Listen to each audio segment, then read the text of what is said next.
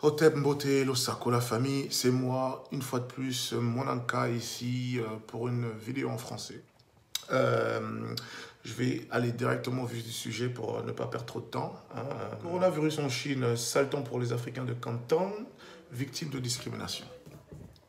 Bon, je pense que vous voyez tous de quoi il s'agit. Vous avez sûrement, vous tous, sans doute entendu parler des incidents qui se déroulent en ce moment même en Chine, en relation avec nos confrères qui sont de l'autre côté de la Chine, des étudiants, des hommes d'affaires, des gens qui cherchent à s'en sortir et qui se sentent contraints de quitter nos pays, nos villes, pour aspirer à mieux, pour essayer de s'en sortir, pour étudier, pour s'éduquer, etc., etc. Et moi, je dois dire ceci. Pour ceux qui me connaissent, vous avez sûrement, sans doute, eu la possibilité de remarquer que j'ai très souvent tendance à avoir, ou à essayer, tout simplement, d'avoir une approche différente des phénomènes qui se déroulent dans notre communauté. Voilà. J'essaye de comprendre ce souci un peu dans un autre contexte, parce que j'ai entendu énormément de personnes s'exprimer, et la plupart des choses que j'ai entendues de leur part, c'est un peu plus ou moins ce qu'on a toujours entendu, l'indignation, mais pourquoi? Tout le monde, personne nous aime, on est toujours comme ça, on n'est pas aimé par les autres, ceci, cela. Bon, c'est un peu la même disquette qu'on entend depuis toujours. Et moi, avec cette disquette-là, je ne me suffis pas. Ça ne suffit pas pour moi pour comprendre, pour essayer de comprendre en fait ce qui se déroule en réalité avec notre commune. Chaque 2 ou 3 ans, on va dire vraiment que c'est vraiment dans un contexte régulier que nous avons chaque année ou chaque 2 ans des phénomènes qui sont liés à la discrimination des nôtres et qui ne sont pas simplement liés avec la Chine. Ok, je vais dire ça dans son contexte un peu plus banal. Nous avons entendu toutes les attaques ou bien les soucis que nos frères ont eu en Libye, au Maghreb, en Arabie Saoudite, au Koweït, aux États-Unis. On entend toujours parler aussi des soucis de discrimination en Asie, comme là maintenant en Chine. C'est pas la première fois qu'on entend des échos pareils où nous avons la communauté qui se sent ou bien qui est discriminée. En Chine d'ailleurs, nous avons aussi, il n'y a pas si longtemps que ça, entendu des échos aussi vers l'Inde aussi, vers le Pakistan. Bref, c'est toujours en fait la même chose. C'est toujours la même chose. Et ce que moi je déplore très souvent, ce sont ces intellectuels africains qui sont toujours là en premier à essayer de montrer du doigt les pays en question, sans pour autant peut-être essayer de comprendre la chose dans un contexte peut-être psychologique. Pourquoi est-ce que nous sommes toujours en 2020, déjà le continent qui fournit tout simplement l'économie mondiale en substance, mais pour quelle raison ces citoyens doivent se sentir toujours discriminés quand ils quittent tout simplement l'Afrique? Pour quelle raison c'est le cas concernant ces genres de choses? Pour moi, c'est très facile de me dire que voilà, les Chinois sont racistes, les Indiens sont racistes, les Blancs sont racistes, les Arabes sont racistes. Oui, tout le monde est raciste. Je m'en fous complètement de ça. Et cela ne veut pas dire que je justifie les actes ignobles qui sont commis contre nos compatriotes qui vivent en dehors de l'Afrique et en Asie, par exemple. D'ailleurs, moi aussi, je vis en dehors de l'Afrique en ce moment et je subis aussi le racisme. Mais peut-être que ce n'est pas de la même forme et ça, je n'en disconviens pas.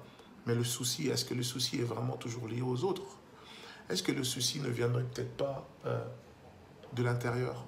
Le souci ne viendrait peut-être pas même de nous-mêmes, en fait, psychologiquement parlant.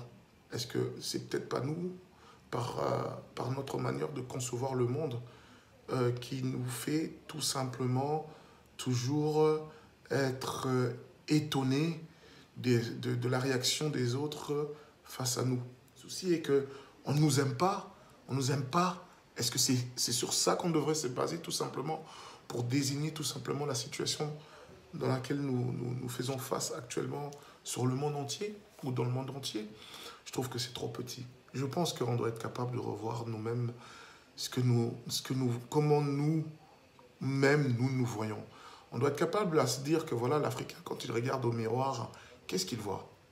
Un Africain, quand il regarde au miroir et quand il s'aperçoit, en fait, déjà la langue qu'il parle, sa manière de communiquer, sa manière de valoriser tout simplement ce qui est à lui-même en tant qu'Africain. Est-ce que l'Africain peut se regarder au miroir aujourd'hui et dire que oui, moi en tant qu'Africain, je me valorise, je pense que je suis très important, je pense que ma culture, ma langue, ma manière de concevoir les choses, ma manière de concevoir Dieu, ma manière de vivre, ma manière de m'imaginer le monde et de comprendre le monde est une manière purement africaine et que je donne justement en tant qu'Africain de la valeur et de l'estime à cette vision-là ou bien à cette manière de concevoir les choses.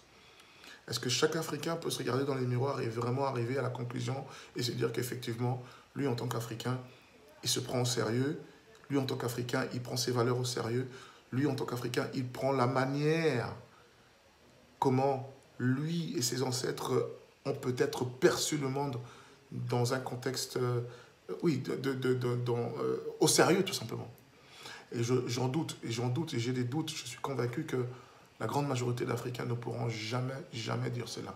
Et là, je parle de tous les Africains, et surtout des Africains, de nous autres qui vivent encore dans le continent. Je voyage beaucoup au pays, et je connais mon peuple, non seulement au pays, mais aussi dans sa diaspora.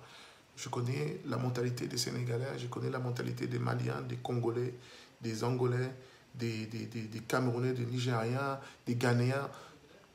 Tous ces gens, en fait, rien que par rapport à leur manière de parler, je peux vous dire que ça, c'est plutôt un Africain qui vient du Nigeria, etc., etc. Parce que je connais et j'ai de l'amour pour mon peuple.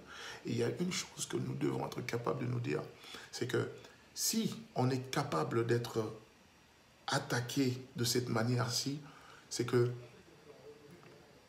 dans l'œil de l'autre, il aperçoit une personne qui est faible. Il aperçoit une personne qui n'a pas d'estime de soi.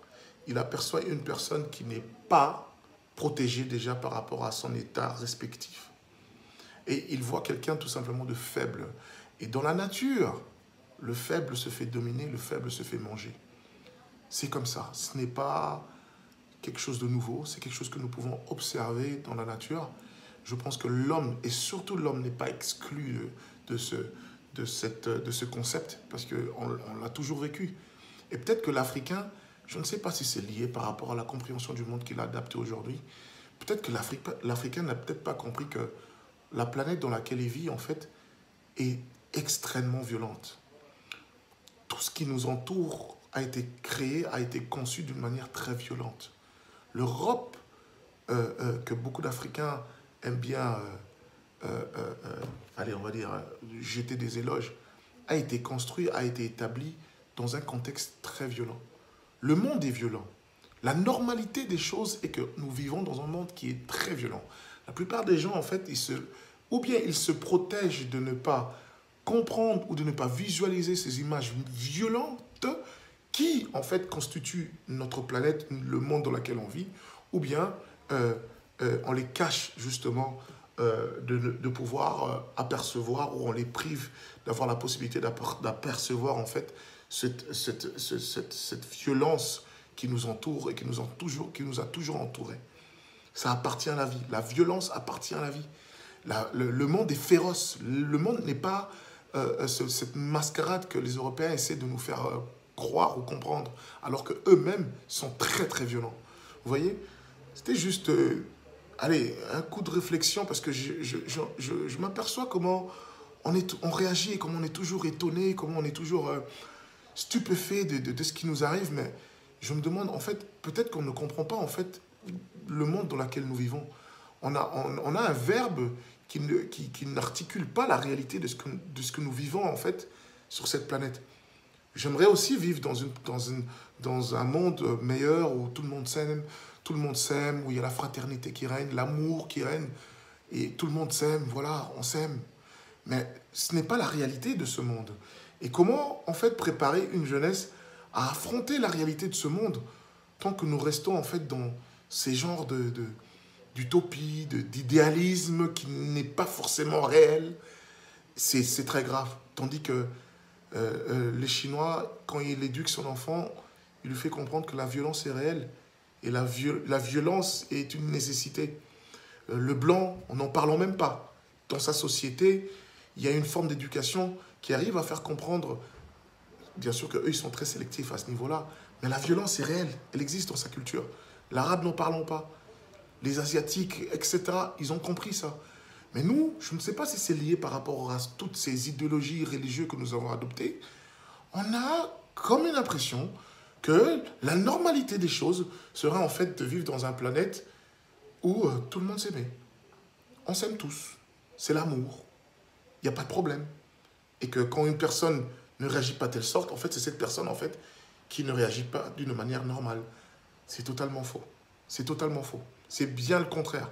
La normalité des choses, c'est la violence. Vous avez qu'à observer les animaux, vous observez la nature, vous observez les plantes, c'est la violence. C'est la violence qui règne. C'est la violence, c'est le dominant. C'est celui qui est capable à se protéger, qui dicte, qui est capable à se protéger, qui est capable à faire du mal à l'autre. C'est violent, hein?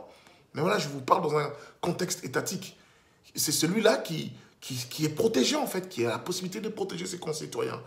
Mais ceux-là qui sont là, qui parlent de l'amour matin, midi et soir, ben, c'est nous autres et on continuera à subir. Je ne dis pas qu'il faut pencher totalement dans la violence, mais je pense qu'on doit développer des philosophes qui peuvent nous donner une autre approche, une approche un peu plus, qui va être peut-être un peu plus en symbiose avec le monde dans lequel on vit.